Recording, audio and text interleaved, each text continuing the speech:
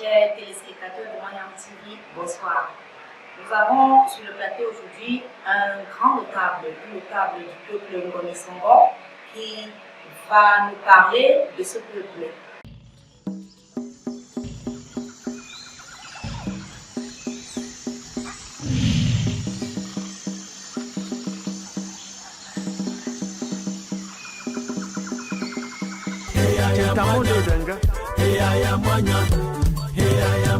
Challa bembongo banyan challa nyan challa danga chana chimtal chimtale challa banyaba sumudia banyan challa nyaman challa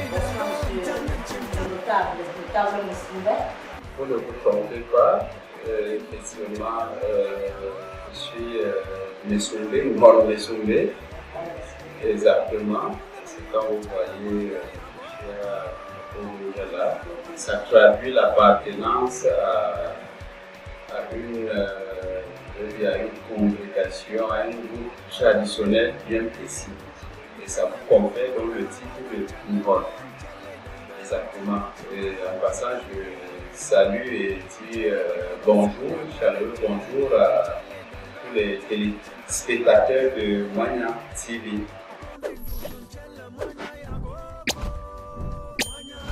Alors, qui sont les Ngoni Songor? Parlez-nous un peu de qui est Ngoni Songor?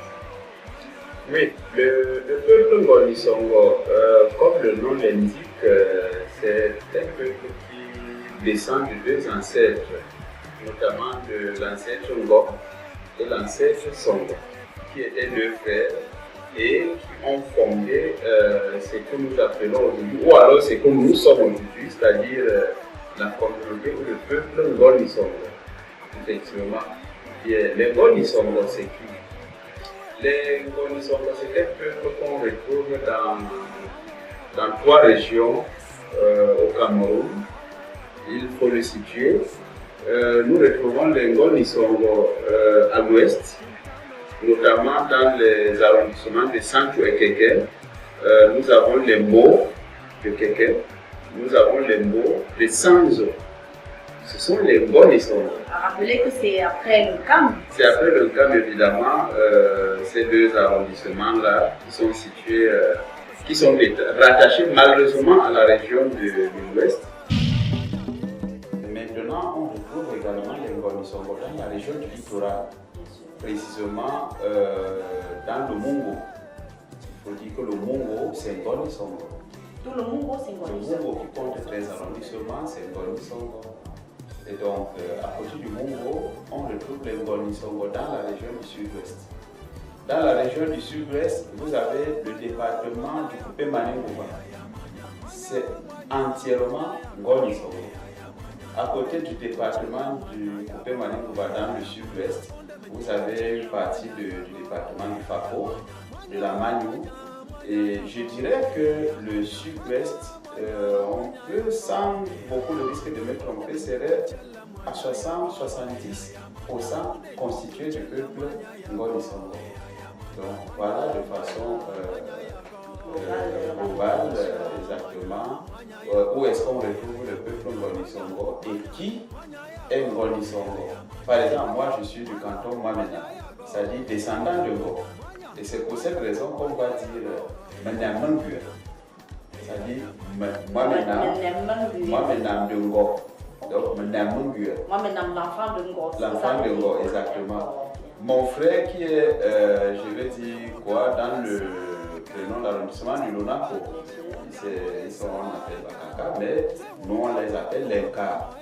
Dans notre langue, on les appelle les Nka. Et là-bas on va dire Nka. Songor. Tout ça, c'est pas facile. Hein? Voilà, c'est-à-dire Nka est le descendant de Songor. Voilà donc comment cela se présente. Par exemple, dans le sud-ouest, on va dire Nongue. Mwambo, qui était un village du sud-ouest, on va dire Mbongue. Mbongue, c'est-à-dire descendant de Ngor. Donc voilà donc comment est-ce que on peut présenter. Ça veut donc dire quand on dit Ngoni Songor, il s'agit d'un peuple frère, il s'agit d'une communauté issue même ancêtre. Ok, en fait, justement, j'ai voulu demander, tellement vous parlez de la grandeur sur l'espace, le littoral, le sud-ouest, comment ce peuple peut être dans un si large territoire? Je veux dire, d'où viennent-ils pour occuper aussi d'espace, beaucoup d'espace et se retrouver en même temps dans le littoral, en même temps dans le sud-ouest, en même temps dans l'ouest? D'où viennent-ils? Oui, l'histoire des migrations des peuples africains en général et camerounais en particulier nous situe dans des origines au-delà du Congo, mais nous serions passés du Congo, pas le Congo, le bassin du Congo, exactement. C'est-à-dire les Bantous en général, voilà, sont venus de très loin, sont partis du Congo et arrivés dans les embouchures du Vouri. Certains frères sont restés au bord du Vouri, parce qu'il faut dire au-delà de ça, on a ce que nous appelons la communauté Sawa. Donc il y a une partie qui restait là. Et Ngoni Songo, eux, ils sont allés un peu plus loin dans l'Interland.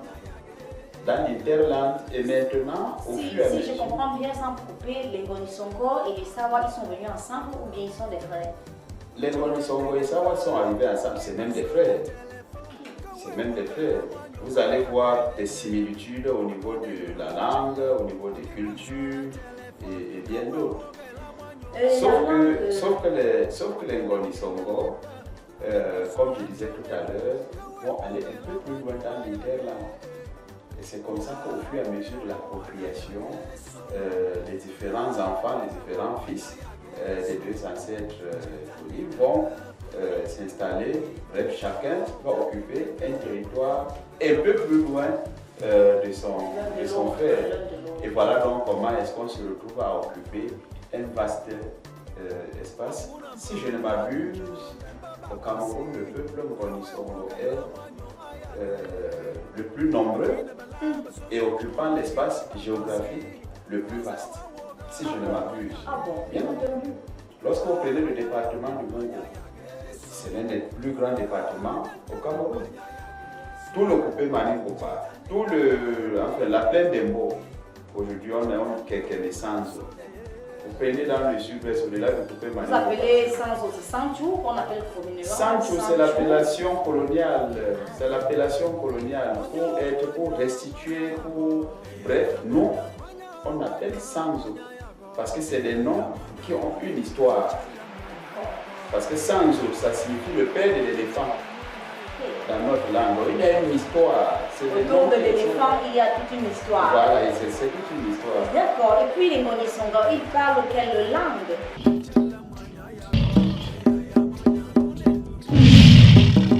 Quelle langue? Est-ce que c'est le Ngoni Songo? Est-ce que c'est quoi? Bien.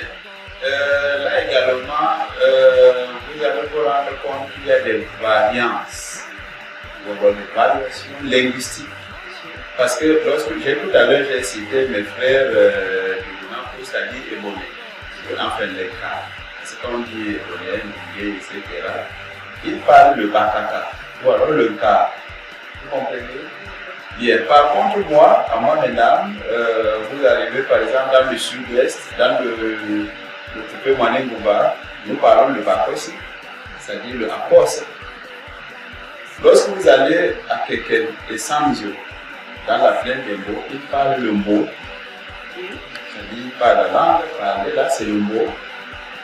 Maintenant, il y a ces variations, parce que quand vous descendez un peu plus bas à Loum, etc., il y a des petites variations. Par contre, lorsque je suis avec mon frère du sud-ouest, on se comprend. Malgré, donc, pour dire au finish, il n'y a pas la langue Ngoni Songo. Parce que vous arrivez un peu plus bas dans la langue de Mbanga, c'est les parents. Vous allez trouver une autre variation linguistique. C'est-à-dire d'une contrée à une autre, vous trouvez des accents.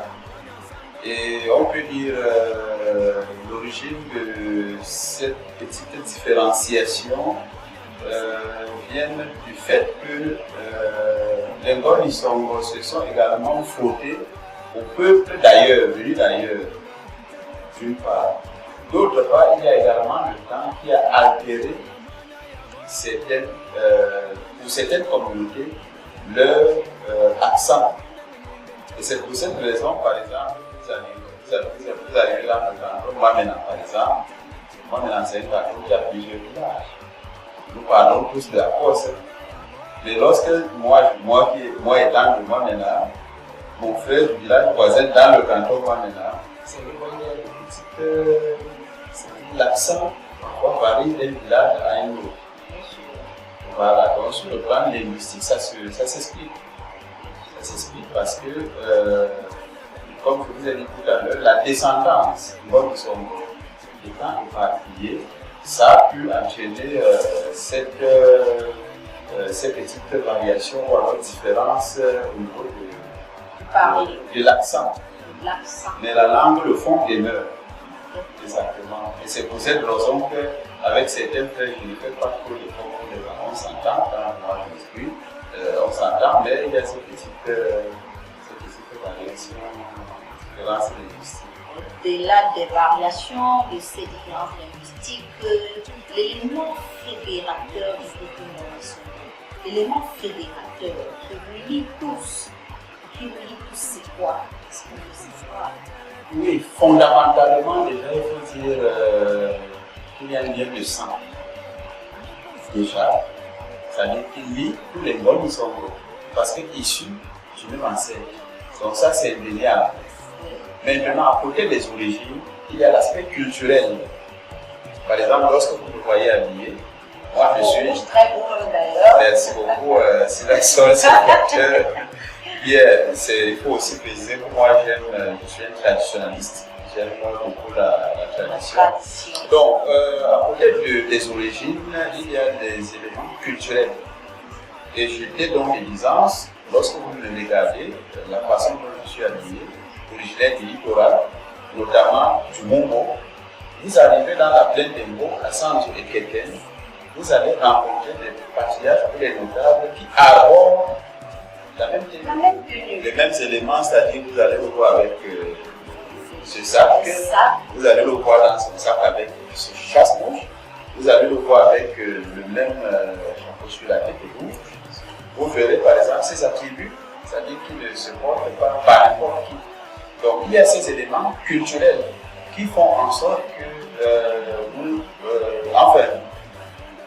que nous soyons un peu. C'est pareil dans le sud-ouest.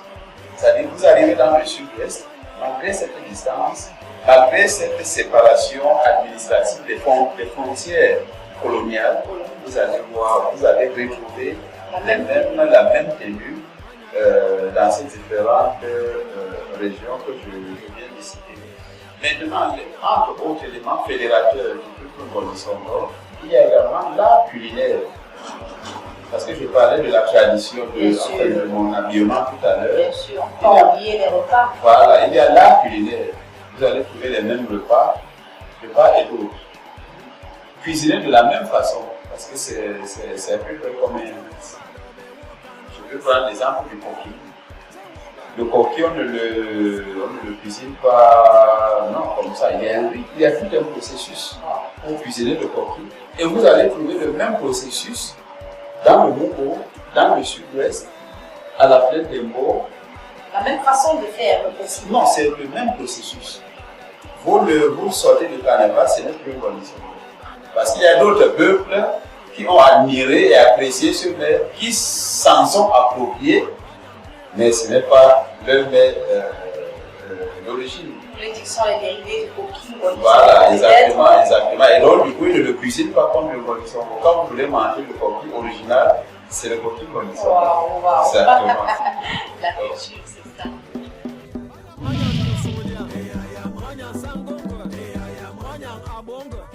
Oui, justement, nous parlions des éléments fédérateurs. Très bien. Donc, lorsque je parle de ma tenue traditionnelle, je peux parler donc des danses traditionnelles qui sont également un lien fort, ou un symbole très fort de l'appartenance de toutes ces régions-là à la communauté Ngoni-Songo. Parce que vous arrivez dans la plaine d'Embo, vous allez trouver les mêmes rythmes de danse traditionnelle. Au sud-ouest, comme le littoral. Et puis, il ne faut pas oublier nos frères Ngoni-Songo qui sont du côté de l'EDA. Ah bon? Ngoni-Songo encore oui, à l'EDA? Exactement. Il y a un arrondissement de nom de Jacques, je crois, qui est pas dans les encablures de Manco.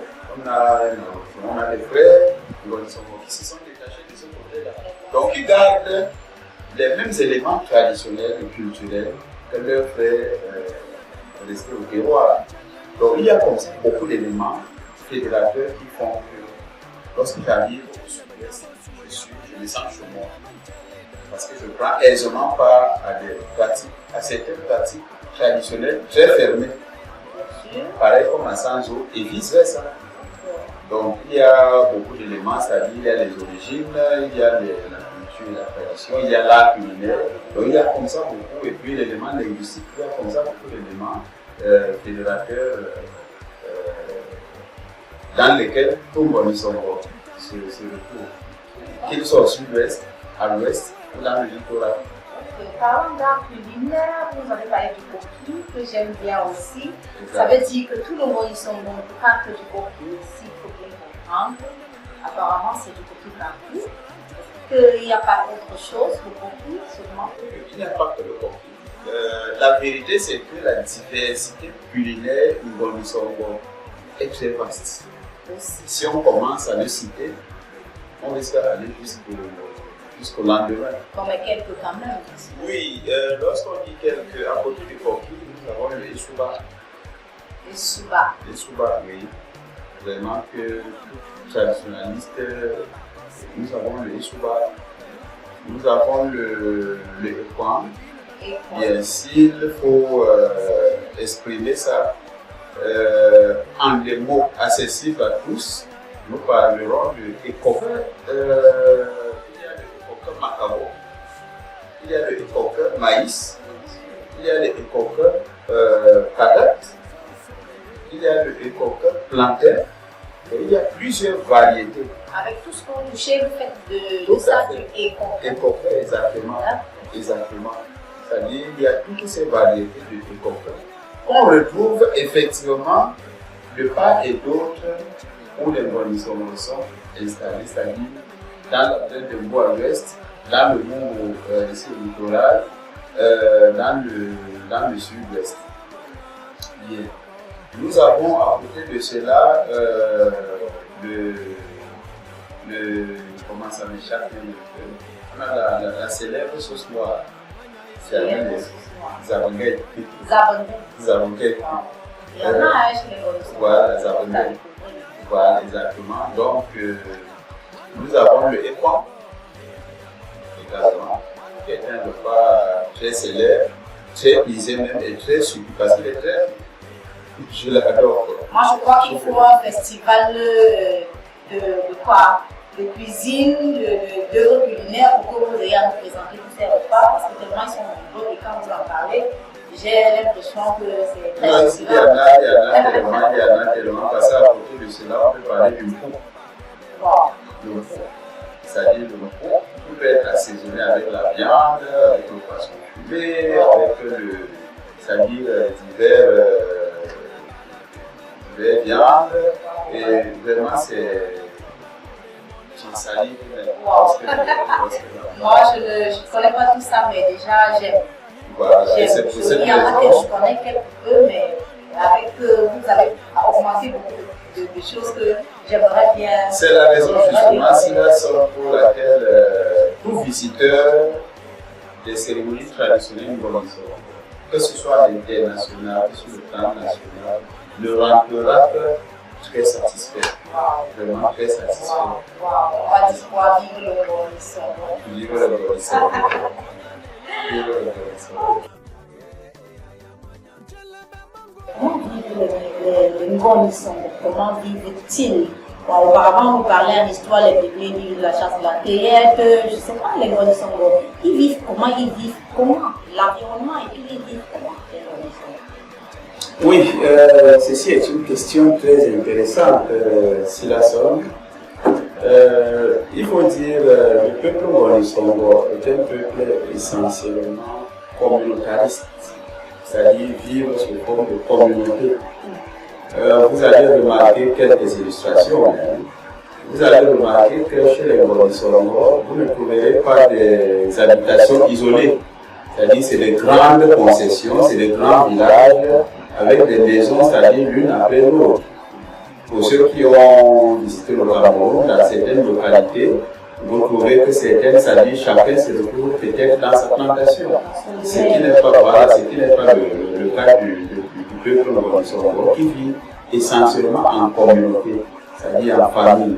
Et donc, vous allez retrouver dans des quartiers ou dans des villages plusieurs familles qui vivent dans le voisinage très proche. Également, vous allez toujours dans le sens pour illustrer la vie en communauté du peuple Ngoni-Sorongo, vous allez vous rendre compte que lorsque il y a des événements heureux ou malheureux qui touchent un individu de la famille ou de la communauté, c'est tout le village, c'est toute la communauté qui est là, qui compatit ou qui vient célébrer selon le cas. Un peu très solidaire alors. Très solidaire, et lorsque nous parlons de solidarité, nous parlons également donc de l'autre caractéristique du peuple Ngoni-Sorongo, un peuple pacifique. Le peuple Ngoni-Sorongo est tellement pacifique que c'est aujourd'hui au Cameroun le creuset de ce qu'on appelle le vivre ensemble. Parce que lorsque vous arrivez chez les Ngoni-Sorongo, d'ailleurs, chaque ville ou alors chaque village, vous allez trouver ce qu'on appelle le quartier Aoussa. Oui. Ils sont pleins, on a même parfois l'impression qu'ils sont autochtones là. Mais ils vivent en parfaite harmonie, en parfaite symbiose avec les autochtones. Dans certains villages ou quartiers, les Bamileke sont parfois majoritaires. Mais vous n'allez jamais entendre que non, tel est Bamileke, tel est Aoussa, tel est Yaoundé. Non. Lorsque vous arrivez chez les Ngoni-Sorongo, vous allez trouver les Bétis, chefs de village. Vous allez trouver les Bamileke, chefs de village. Vous allez trouver les Yaoussa, chefs de village. Ça ne pose absolument aucun problème, c'est-à-dire tout ça est vécu en parfaite harmonie, en parfaite intelligence. C'est-à-dire les enfants grandissent ensemble, le gars, Yaoundé, Aoussa ou Bamileke, il est confrère. Et c'est comme ça que nous grandissons. Donc le peuple Ngoni-Sorongo est l'un des plus pacifiques du Cameroun. Parce que ce qu'on est fille, il n'y a que chez les Ngoni-Sorongo qu'on rencontre ça. C'est-à-dire un anogène qui est chef du village. Et ça ne pose aucun problème. Et ça s'est aggravé encore avec le mariage interethnique. Donc vraiment pas de problème. Donc, sur le mode de vie du peuple Ngoni-Sorongo, sur d'autres aspects également, il a évolué. Vous savez qu'au temps de nos parents, le Ngoni-Sorongo vivait essentiellement aussi de la cueillette, de la culture, mais les villages ont évolué. Il y a le commerce, il y a la petite industrie locale, il y a l'artisanat, donc beaucoup de choses ont évolué. Le modernisme étant en nouveau, les modes de vie sont tant sur les constructions, en architecture, je vais dire, que sur le mode vestimentaire. Beaucoup de choses ont évolué. Par exemple, les cases rondes, ces cases mythiques qui ont vu naître la plupart d'entre nous. Aujourd'hui, ce n'est pas essentiellement des cases rondes, l'architecture a évolué, mais les cases rondes demeurent toujours pour la préservation de la tradition de la culture. Très bien.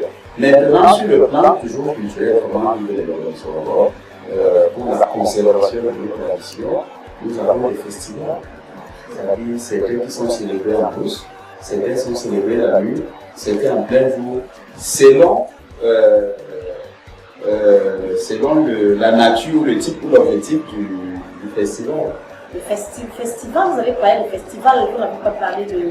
Est-ce que vous faites aussi des cultes chez vous? Est-ce que vous êtes complètement... Parce qu'aujourd'hui, au Cameroun, on connaît les chrétiens. Dans le monde, si ce n'est pas un chrétien, c'est un musulman ou bien les Ngoni-Sorongo. C'est quoi? C'est les chrétiens, ce sont les musulmans. Vous avez préféré quoi? Parce que quand vous avez le modernisme, vous avez peut-être remplacé des civilisations occidentales. Parlez-moi de vos croyances. Oui, les civilisations occidentales, est-ce que je vais appeler ça civilisation occidentale? La civilisation a quelque peu influé sur la vie du peuple Ngoni-Songo. Bon, malheureusement, le peuple Ngoni-Songo est l'un des peuples qui conserve encore sa culture dans toute son originalité. La preuve, lorsque vous me voyez habillé, mais ce n'est pas tous les jours. Hein, ce n'est pas tous les jours. Effectivement, je vais dire quoi? Je vais dire, cette tenue, on ne peut pas porter la même tenue chaque jour. Premièrement. Deuxièmement, c'est les tenues, la plupart du temps, qu'on porte pour certains événements précis. Vous comprenez un peu? Et donc, ce n'est pas tous les jours que je vais arborer. Voilà, arborer. Ça veut dire que je peux toucher votre chapeau. Est-ce que j'ai le droit de toucher votre chapeau? Ça dépend. Ça dépend. Je ne dis pas monsieur. Ça dépend. Mon balai, par exemple, a deux fonctions. Ça peut être la bénédiction, ça peut être pour foudroyer. Selon qu'il est chargé, négativement ou positivement, ou alors selon que la personne vers qui on va l'orienter, on veut bénir la personne ou alors punir la personne, ça dépend. Voilà. C'est pour ça que j'ai dit ça dépend. Moi j'ai cru que je pouvais même balayer la maison avec. Non, ce n'est pas le balai. Donc les femmes, elles n'ont pas droit au chapeau rouge, elles n'ont pas droit au sac, elles n'ont pas droit au balai. Bien, voilà également un mot de vie du peuple Ngoni-Songo. Les femmes ont leur pouvoir, leur tradition, leur pratique propre aux femmes. Très puissante d'ailleurs. Les hommes également ont leur pouvoir, leur pratique. Et donc, du coup, pour certaines pratiques des femmes, les hommes ne peuvent pas, les hommes respectent. C'est vice-versa. On a encore ça en Afrique. Bien entendu, il y a des cercles, des hommes où une femme ne peut pas, vraiment, elle ne peut pas, et c'est connu de tous. Vous comprenez un peu? Voilà, donc c'est un peu comme ça. Wow, c'était bon à savoir. C'était parce que vous pouviez déposer votre sac, moi je prends le balai et je travaille avec. Là, j'aurais aimé aussi, quand vous parlez de danse, monsieur Ron. C'est monsieur Moussumbe ou c'est monsieur Ron? C'est le Ron Moussumbe. Ah, Ron Moussumbe. J'aurais bien aimé esquisser quelque part de danse avec vous, mais vous ne m'avez pas dit c'est quoi, c'est mon marqué ça. Vous avez parlé de danse. Oui, les danses. Quand vous avez dit sawa, je ne sais pas, c'est que. Oui, bon, le marteau, ça c'est sawa. Mais lorsque nous parlons du peuple Ngoni-Songo, qui est au centre du débat actuellement ici, nous avons, il faut dire, nous avons des initiatives, des danses initiatives et des danses folkloriques. Bien. Et c'est comme ça que, comme je l'ai dit précédemment, il y a des rythmes qu'on retrouve, que ce soit les Ngoni-Songo du sud-ouest, les Ngoni-Songo de l'ouest dans la plaine des Mots ou ceux du littoral, vous allez trouver le Ngono. Le Ngono, c'est cette célèbre danse que femmes et hommes exécutent. Célèbre. Voilà, célèbre danse, parce que c'est tellement enlevé, c'est tellement rythmique, c'est tellement physique, et les pas sont tellement harmonisés que c'est très beau à voir. Vraiment très beau à voir. Je ne sais pas s'il y a deux danses comme ça au Cameroun ou en Afrique. Wow. Comme le Ngono. Non, ça c'est. Oui, parce que le Ngono fait appel à tout le corps. Vous allez voir, il y a des danses où peut-être on tourne le pied, machin, on tourne les reins. Non. Le Ngono fait appel à tout le corps. C'est tout le corps qui est interpellé, c'est tout le corps qui est en action. C'est tout le corps qui se déploie. Et c'est ça qui fait la beauté du Ngono. Nous allons faire un tour ensemble un jour, sûrement, pour danser ensemble ce célèbre Ngono. Voilà. Donc, à côté du Ngono, vous avez le Ewan. Le Ewan également qui fait interpeller tout le corps. Lui aussi, c'est un rythme physique. Il faut là également préciser que ce soit les hommes, que ce soit les femmes, tout le monde peut danser ce rythme-là. Vous comprenez? Bien, par contre, vous avez des rythmes comme le Issac, exclusivement réservé aux hommes. Issac, oui. Je ne vais pas insister sur le mot, parce que c'est le mot, vous savez, il y a aussi beaucoup de tabous. Et les interdits chez les hommes, ils sont. Voilà, donc à côté de Issac, c'est les danses que vraiment, elles sont très rares, des rythmes très rares, et généralement nocturnes. Voilà. Bien. À côté de cela, vous avez le hareng. Est-ce que vous voyez Le chapeau rouge. Il y a le hareng. Parce qu'il n'y a que les hommes qui sont autorisés à porter ceci. Le chapeau rouge là. Voilà. Ça se danse en plein jour, mais c'est exclusivement les hommes. C'est-à-dire, lorsque tout est fini en brousse, etc., des choses sur lesquelles je ne vais pas revenir ici, ils sortent donc dans la grande cour pour la grande parade. Et donc, on a comme ça beaucoup de. Parade faite par les hommes seulement aussi. Uniquement. Par les Mais à un niveau vers la fin, ok, on peut casser le rythme, baisser le niveau et demander si les femmes peuvent, parce que bon, les gens aiment. Et à ce moment, les femmes parfois. viennent vous accompagner. Voilà, tout à fait. Donc, à côté de cela, on a le zouton, qu'on retrouve par exemple à Biendembo. On a le zouomal, qu'on retrouve tant au sud-ouest, dans le littoral qu'à l'ouest. Donc, comme ça, c'est-à-dire là aussi, on peut énumérer beaucoup de danses. On a le yapel, qu'on retrouve dans la plaine des mots et dans certaines localités. Bref, on a plusieurs rythmes comme ça. On peut citer le mbéchou, par exemple. On peut citer le anyongue. Donc, c'est des rythmes, ça dit, je vais dire, le peuple Ngonisongo, c'est un peuple riche, tant en rythme les danses traditionnelles qu'en art culinaire. Bref, c'est un peuple plein sur le plan traditionnel, sur le plan culturel. Comment est-ce que vous avez, vous évitez de me dire depuis, j'ai demandé, entre l'islam et la chrétienté animiste, vous m'avez vraiment pas situé, hein? Vous m'avez pas vraiment situé sur le peuple Ngonisongo parce que j'entends souvent que les Ngonisongo sont un peu sorciers. Aussi vrai que le sorcier, c'est pas toujours une mauvaise personne. On m'a dit sorcier, celui qui s'est jeté un sort, peut-être un bon, peut-être un mauvais. Vous évitez de me dire tendance religieuse. Vous êtes perspicace parce que effectivement cette question, je l'ai préalablement entendue. Je ne suis pas. Votre perspicacité m'oblige à revenir dessus. Il faut dire, quand je parcours le peuple Ngonisongo sur toute l'étendue géographique, ils ne sont pas musulmans. Ils ne sont pas musulmans. On peut avoir peut-être quelques, je ne sais pas, et ça aussi c'est vraiment rare, peut-être qu'ils se sont islamisés, mais vraiment c'est rare. Mais fondamentalement, ils sont animistes. C'est-à-dire, nous croyons en notre tradition. Maintenant, à côté, il y a ces religions, je vais dire importées. Vous allez trouver certains qui sont catholiques, qui sont protestants. Voilà les deux grandes tendances sur le plan religieux. Mais fondamentalement, le peuple Ngonisongo croit en ses traditions, croit en ses coutumes. Vous comprenez? Voilà. Monsieur Ngonisongo. Voilà, exactement. Donc c'est globalement ça. Cependant, on ne peut pas ignorer le fait qu'il y a un suprême. Bien sûr. Il y a un suprême. Quand on parle d'animiste, je ne sais pas si ça peut parler d'animaux, vous avez dit qu'il n'y a pas de suprême. C'est une croyance, c'est-à-dire nous croyons en notre tradition. Au-dessus de ça, il y a toujours le suprême. Bien entendu. Bien sûr. Je vous remercie beaucoup. Je crois que tout ça. Ok, très bien, monsieur Msumbe, monsieur Ron Msumbe.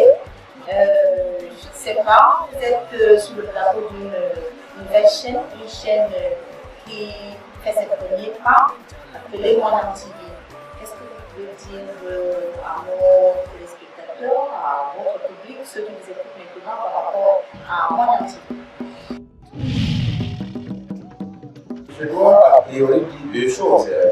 Deux choses. La première chose que je vais dire et qui m'impressionne et me satisfait beaucoup, c'est déjà le nom de votre télévision. Manya, ça veut dire mon frère. Lorsqu'on dit Moignan, il n'y a pas que le Ngoni Songo qui se retrouve, le Bassa se retrouve. Et beaucoup d'autres communautés se retrouvent. D'ailleurs, je me souviens, lorsque je faisais encore la classe de terminale, notre professeur de géo, histoire, disait un manteau qui veut s'identifier doit connaître deux choses. Si le pluriel, voilà, le pluriel de certains mots commence par B, c'est pas. Si le singulier de certains mots commence par M, c'est pas. Moignan Tivi, ça veut dire mon frère, ça veut dire frère. Ça dit sans limite. Sans limite. Moignan sans limite. Voilà, donc c'est la télévision du frère. Et tout le monde est notre frère. Donc ça, c'est déjà quelque chose qui m'a beaucoup. La deuxième chose, c'est l'équipement que je trouve en place, c'est-à-dire l'installation, qui est également impressionnant. Donc, après avoir dit ces deux choses, on ne peut qu'encourager et bénir votre jeune télévision avec le staff technique vraiment compétent, avec le personnel à la pointe de la technologie et de l'information. Donc, en ma qualité de notable, je vous adresse mes vives félicitations. Je vous invite à nous encourager à diversifier votre offre dans le cadre de l'information et afin davantage de connaître la culture, le peuple, tant sur le plan national que sur le plan international. Et donc, vous avez la bénédiction ancestrale du peuple. Merci beaucoup. Nous avons déjà la bénédiction à Moignan TV. Moignan TV, c'est la chaîne du peuple, la chaîne du frère. C'est une chaîne qui prône le vivre ensemble. Moignan, c'est vous, Moignan, c'est moi. Nous étions sur la Merci, monsieur le secrétaire, de nous accorder ce